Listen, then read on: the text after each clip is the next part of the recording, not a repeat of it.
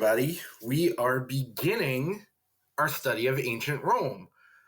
So our ancient Roman unit is made up of three parts. There's the early Romans, that's the first part, the Roman Republic, and then the Roman Empire. So this first unit is early Rome. So we'll do early Rome, take a test, Roman Republic, take a test, Roman Empire, take a test, and by then it'll be the end of the year. Just like when we started ancient Greece, we started with the ancient Minoans. To start with ancient Rome, we're starting with the group that is known as the Etruscans. So that's the early Romans. All right, so Rome gets started along a hill called the Palatine Hill, which was part of a group of 7 hills. And I have a bunch of pictures to show you. Let me get my pictures up of the 7 hills of Rome. So here you see the 7 hills. So it gets started on this middle one, the Palatine Hill. And there's a whole legend that we're going to talk about how Rome supposedly was formed. Oh, that's the wrong notes. We'll get to those in a second. All right, so it started along the Palatine Hill, and the Tiber River flowed nearby Rome. And let me see, is the river on here? Yes, it is. There is the Tiber River. So you can see it there, Tiber. All right. Now, the ancient Romans believed in the same exact gods and goddesses the ancient Greeks did. They had similar mythology stories. They just called them different names.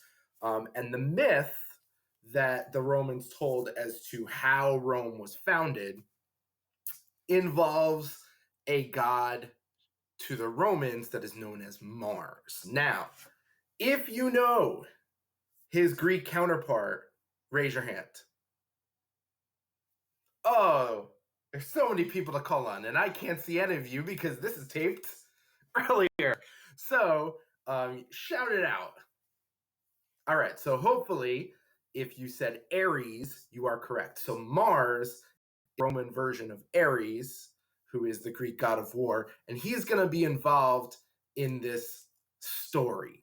So the story is called Romulus and Remus, and I'm going to show you 2 different versions of the story, and then we'll talk about it. You're going to see there's slight differences in each version because remember, in mythology, different versions say different things. All right, so this first version involves some stick people drawing. So let me full screen this as my computer. So my computer gets kind of weird when I'm trying to record and make a video of a video, but hopefully this works. How did the city of Rome come to be? Numitor, the good king of Alba Longa, was overthrown by his brother Prince Amulius. In order to secure his throne and ensure that he would have no competition, Amulius killed all the male heirs and banished Rhea Silvia, Numitor's beautiful daughter, to the temple of Mars, the god of war. He saw that there she would not be able to have any sons to reclaim the throne. But Rhea Silvia married Mars, and they had twin sons, Romulus and Remus. When Amulius discovered this, he ordered that the twins be thrown into the Tiber River. A she-wolf discovered the twins, took pity on the boys, and saved them. The wolf cared for the boys until a shepherd and his wife adopted them and reared them as their own. The boys grew and gained many followers. When they discovered their true origins, that they were princes, they killed their great-uncle Amulius and had the crown restored to their grandfather, Numitor. Rather than wait to inherit the throne, the twins decided to found their own city to rule over. They argued where to establish the city. They agreed that it would be on the banks of the Tiber River where they were saved. But Romulus wanted to found the city on Palatine Hill, and Remus wanted to found it on Aventine Hill. Romulus began building a wall to secure his boundaries. Mocking his brother's efforts, Remus jumped over Romulus's wall. Seized with anger, Romulus killed his brother Remus. He completed founding his city and declared himself ruler, naming the city after himself, Roma. And that is the story of how in 753 BC, Rome came to be. Or so the legend goes. All right, that was a plot twist you probably weren't ready for. Yes, according to legend, Romulus kills his brother Remus over a disagreement, and the city is where Romulus wanted, and that's why it's called Rome. Now, in the video, say Roma. That's the Italian way to say Rome, because obviously today in Italy they speak Italian. In ancient Roman times, they spoke Latin. All right, I'm going to show you a different version of this in Lego form. Pretty cool, right? Thank you, weirdos on the internet that make these things. So here we go. This is the story of Romulus and Remus. This is their mother, Rhea Silvia, and their father, Mars, the god of war. Before Romulus and Remus were born, there were two brothers, Numitor the king and his evil brother Emilius. Emilius sent a guard to kick out Numitor so he could take the throne for himself. The guard was also told to take Rhea Silvia to the temple of Mars to become a Vestal virgin so that Emilius could remain king without threats of heirs taking his crown. There she meets Mars, who eventually becomes her husband. Together, they have Romulus and Remus. Emilius is told by a guard that Rhea Silvia just had two twin boys, which frightens Emilius. In order to protect his title, he sends his guards to kidnap the babies and drown them in the Tiber River. Unbeknownst to Emilius, a she-wolf finds the babies and cares for them as if she was their own mother. One day, while the boys were sleeping, two shepherds found them and decided to take them to their home. Eventually, Emilius realizes the boys are alive, so he orders his guards to find them.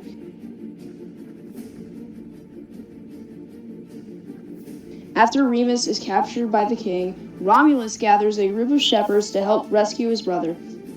Once night has fallen, Romulus and the shepherds sneak into the palace, kill Emilius, and rescue Remus.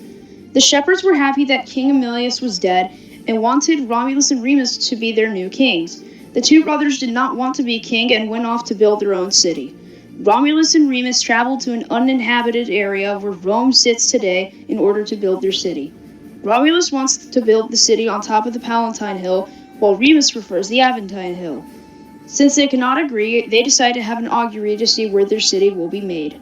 Remus sees the sign of 6 vultures, while Romulus sees the sign of 12 vultures shortly after. They claim to have both won and start to argue. Romulus decides to build a wall around the Palatine Hill. Remus is jealous and teases Romulus about how easy it is to jump over his wall. This angers Romulus and he pushes Remus off the wall to his death. Romulus continues to build his city and even names it Rome after himself. Once Rome is established in 753 BC, he gains an army, the Senate, and crowns himself king of Rome. Okay, so you can see that version was a little different. There's also some versions that have it where the argument over Romulus and Remus, and the Lego version kind of hinted in this, is they say they're going to let the gods decide where the hill should be. So they say whoever has the most birds fly over their hill, that's the winner. So Romulus has more vultures fly over his hill than Remus, but it turns out in another version of the story, Romulus cheated and had like a dead animal on the hill, which is going to draw the attention of the vultures that want to, eat the dead animal. And Remus is like, no fair, you cheated. And Romulus said, you didn't say we couldn't do that. And that's what leads to the argument. So, long story short, the bottom line is this. So, let's back up a little bit. So when Troy fell in the Trojan War, I told you how there was this Trojan named Aeneas that led a group of people to settle in what is now Italy. And then hundreds and hundreds and hundreds and hundreds of years later come this idea of the Romans. So Aeneas's people would have been connected to Numitor's land. All right, so long story short, Romulus and Remus are the twins who argued where the city should be, and Romulus won, which is why the city is called Rome, and it's not called Rheims. Now, that is such a big deal in not just Roman history, but also Italian history. So this statue is a way famous thing. There's Romulus and Remus. There's the she-wolf. The she-wolf is like considered in Roman mythology to be like, oh my gosh, without the she-wolf, Romulus and Remus would have never survived. So yeah, I know it's awkward to look at, but that's like such a huge deal in Roman history. In fact, a Rome soccer team is their logo. The she-wolf and Romulus and Remus are on the soccer team logo. It's that big of a deal. So, let's get back to the Etruscans. All right. Now, the Romans, the people living in this new city, and another group called the Latins lived in Italy because it has nice weather, it has fertile soil, there's lots of forest nearby, it has that great combo of things you need for a civilization. The Latins and Romans also start building roads to bring things from the coast inland, and farmers there are growing barley and wheat. So, around 800 BCE, the Etruscans move into the area, and the Etruscans have an alphabet similar to the Greeks, but the language they spoke is different. Essentially, what happens is if you take the Etruscan language and combine it with some ancient Greek, you get the language of this region, which is Latin, named after the Latin people that also lived in this region. So the Etruscans would dig tunnels and build dams to drain the marshy areas of Italy, and a lot of times their cities are built on hilltops with big city walls.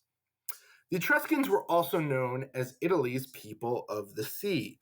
There were even some Etruscan criminals that are pirates that attacked ships in the Mediterranean. But that's just a small percentage. Most Etruscans would trade legally with lots of different people. Etruscan farmers used iron tools to grow barley, wheat, grapes, and other fruits. They also have pigs, goats, sheep, duck, chickens, cattle on their farms. The cattle were put to work to use pulling the plows and wagons. So you can see, so far, the Etruscans, the early Romans, have a good setup here. Etruscan miners also dug for copper, lead, iron, and tin. And then metal workers and sculptors will take these raw materials and turn them into weapons, utensils, and jewelry. Then the Etruscans would trade these products with people all over the Mediterranean region, like the Greeks, for things like gold, silver, and ivory. Now, the army of the Etruscans was a pretty strong army. They did fight like the Greeks phalanx style, but their weapon is pretty unique. And I put weapon in quotes because it's like, yes, it's an advantage, but I wouldn't call it a physical weapon. That's why it's a weapon in quotes. It's their shoes, because their shoes had laces around the ankle, which is a big deal. So the shoes at the time were sandals, but the Etruscans, where's my sandals? Here's my sandals. Took it one step farther with laces around the ankles. And this is going to be really important because if you've ever run in flip-flops or sandals, you probably have experienced the moment where you're trying to run in these things and all of a sudden a flip-flop or a sandal go flying through the air. And some of you are probably smiling and like, yep, that's happened to me. So the Etruscans solved that problem with some support along the heel. So there's their kind of sandals. All right, so that takes us through Etruscan fill in the blank notes part 1. We're now going to move on to Etruscan fill in the blank notes part 2. So here we go. I don't know why I just said it like that. That was weird. So the Etruscans like to gamble. They like to play chess.